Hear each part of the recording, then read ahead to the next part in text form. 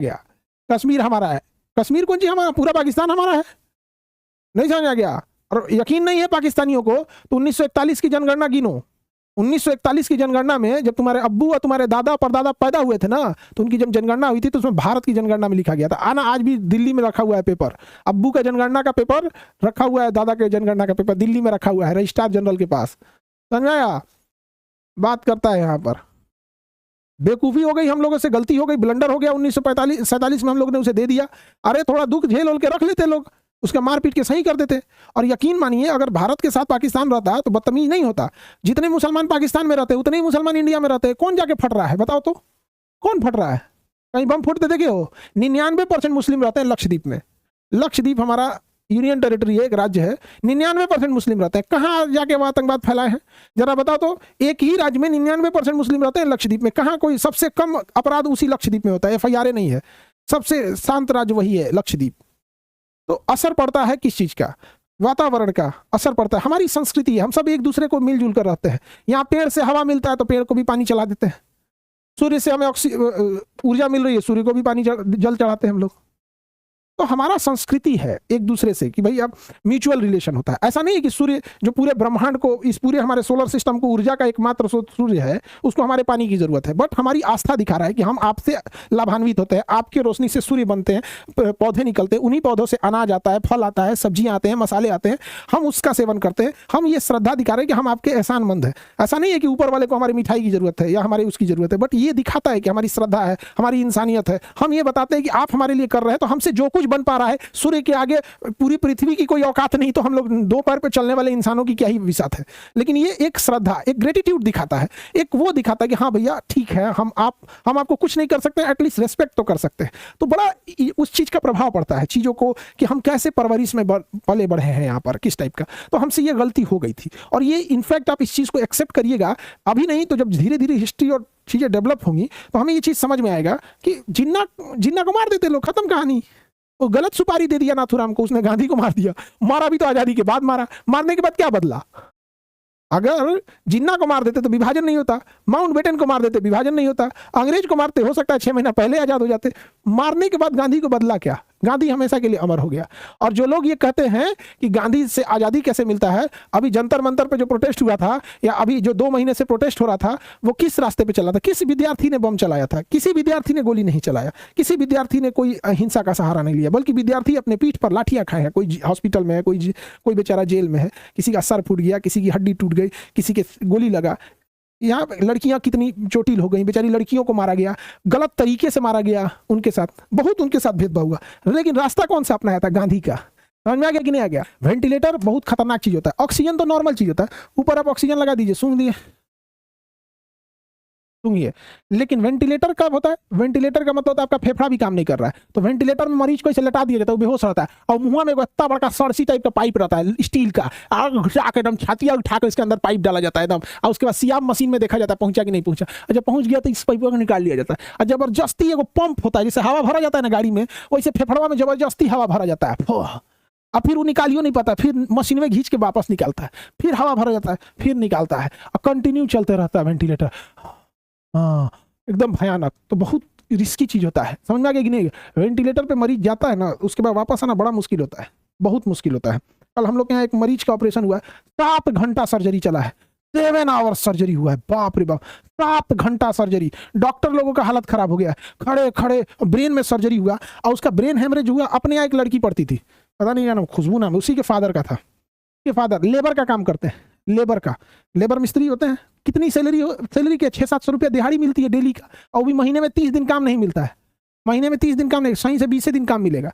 पता चला आज काम करने गए, मालिक बोल दिया आज काम नहीं होगा, चल जी, आज बारिश हो गया, चल जी, आज इलेक्शन है, चल जी, भीड़ भाड़, चल जी, आज गिट्टी नहीं आया, चल जी, ईंटा खत्म हो गया, चल जी, पानी नहीं आ रहा है, चल जी। बेचारे लोग को बहुत दिक्कत होता है। अच्छा, उनको ना ब्रेन हेमरेज हुआ, ब्रेन के इतना अंदर हेमरेज हो गया था ना, उसको निकालना मुश्किल था। और वहीं से जो नस थी, वो सांस लेने वाली नस वहीं से जाती है, वहीं से कमांड दिया जाता है हार्ट को, और इस फेस को वहीं से कमांड दिया जाता है। अगर थोड़ा भी कुछ दिक्कत हो जाएगा ना, फेस टेढ़ा हो जाएगा, फेस में टेढ़ा हो जाएगा पूरा नस में, इतना अंदर हेमरेज था। तुम लोग को दिखाते हैं, तुम लोग भी समझ सकते हैं भाई, तुम लोग को भी, रुको हेमरेज दिखाते हैं, पढ़िए लेगा तुम लोग, नहीं होगा तो हम समझा देंगे हेमरेज आ जाता है। देखो इसमें व्हाइट कलर का जो दिख रहा है ना वो है हेमरेज, व्हाइट कलर का जो दिख रहा है वो हेमरेज है, दिख रहा है पूरा काला काला व्हाइट कलर का वो हेमरेज है, उसको निकालना जरूरी है, समझिए जाएगा। और अगर ये बीचों बीच में आ गया, देखो अब देखो बीचों बीच में एक लाइन है सेंटर लाइन, अगर ये उसको क्रॉस कर गया तो मर जाता है आदमी, अगर क्रॉस कर जाता है ना बहुत मुश्किल चांस है, बहुत मुश्किल से बचता है यहाँ पे, इसी को निकालना था। बहुत खतरनाक सर्जरी चला था, कितना घंटा चला सर्जरी,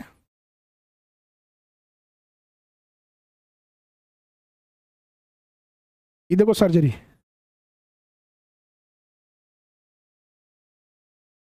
दिख रहा है नहीं दिखा? सर ये डॉक्टर क्या पहने हुए हैं,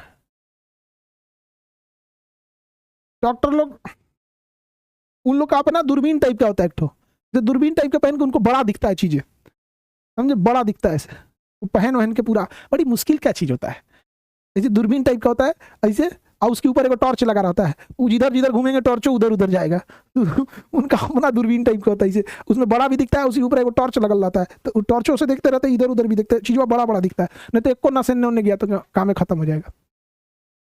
सर मरीज ठीक हुए कि नहीं, पूरा खोपड़ी खोल दिया गया था 7 दिन 7 घंटे तक खोपड़िया खोल के, उसको इतना मजबूत खोपड़ी था उनका कि एक मशीन होती है वो ड्रिल मनमन बोलते, वो तक बिगड़ गया, फिर खोल के निकला, मरीज ठीक हो गए, मरीज ठीक हो गए, रुको तुमको मरीज से मिला देते हैं।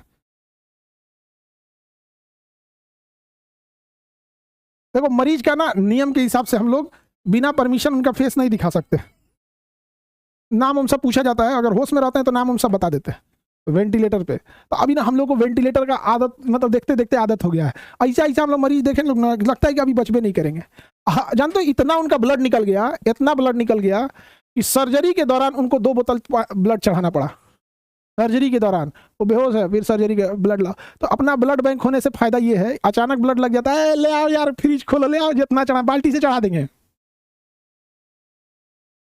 समझे, खोपड़ी खुला, 10 दिन अभी आईसीयू में रहेंगे ये, 10 दिन बाहर जाएंगे ना इनका आराम से, 1 दिन का 1 लाख बनाता है यहाँ पे, हम लोग के यहाँ थे सर सुनामी सर 2 दिन एडमिट थे उनके यहाँ, इनके चाचा जी तो 2 दिन का 2 लाख बना दिया, 10 दिन में आराम से 8-10 लाख रुपया ले लेगा, खेत खलिहान सब बिकवा देगा।